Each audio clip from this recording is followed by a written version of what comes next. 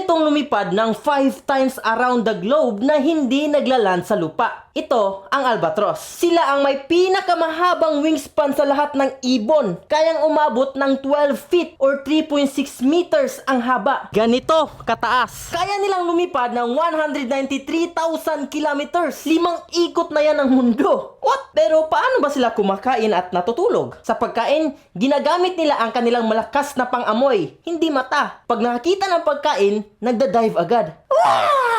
Sa pakpak, meron silang lock mechanism para mag-lock ang mga wings. Para hindi gumamit ng energy at mag-glide lang sila sa hangin habang tulog. Sila ay mga monogamous, one partner for life. Pero parami ng parami ang divorce rates dahil nag-cheat. At yan daw ay dahil sa climate change. Ako si Kuya Bubbles and my dream is to become the next Kuya Kim. And if you want to know more facts about animals and everything dito sa mundo, just follow me. And that is what I discovered.